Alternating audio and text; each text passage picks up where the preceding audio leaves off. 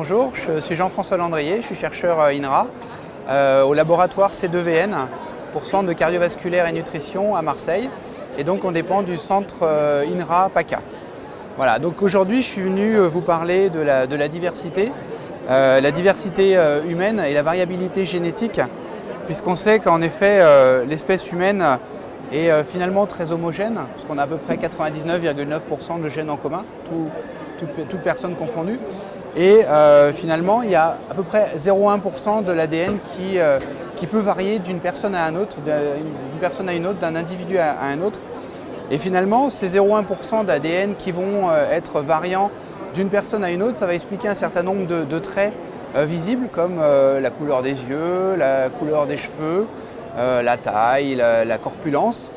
Et puis à côté de ces critères, ces facteurs qu'on voit, il y a toute cette variabilité va expliquer aussi des différences au niveau des individus beaucoup moins visibles, comme la capacité à absorber certains micronutriments ou certains nutriments, ou la capacité à répondre à un régime particulier.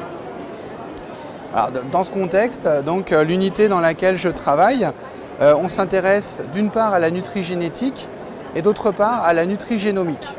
Donc la nutrigénétique, en fait, c'est l'effet que vont avoir certains variants de l'ADN sur la capacité à absorber notamment certains micronutriments dans le cadre de l'unité, dans le cadre des recherches qui sont menées à l'unité. La nutrigénomique, c'est une autre discipline qui consiste à étudier l'effet des nutriments sur la régulation de l'expression des gènes et donc les conséquences fonctionnelles que vont avoir ces nutriments. L'objectif de la nutrigénomique, et je vais surtout parler de cette partie-là puisque c'est vraiment le cœur de mon activité de recherche, ça vise vraiment à comprendre l'effet des nutriments, donc toutes les petites molécules qui sont présentes dans notre alimentation, l'effet de ces molécules sur notre biologie, sur la biologie de notre corps, et donc tous les effets santé que ces micronutriments vont pouvoir avoir. Alors dans ce contexte-là, moi j'anime une équipe de recherche sur laquelle on travaille depuis des années sur l'effet de molécules présentes, notamment dans la tomate. C'est une molécule qui s'appelle le lycopène, molécule qui donne la couleur rouge à la tomate.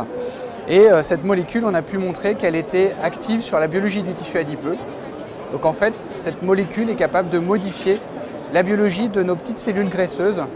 Et en modifiant cette biologie, on s'est rendu compte que cette molécule présentait des effets anti-inflammatoires qui sont potentiellement intéressants dans le contexte de l'obésité et des pathologies associées à l'obésité.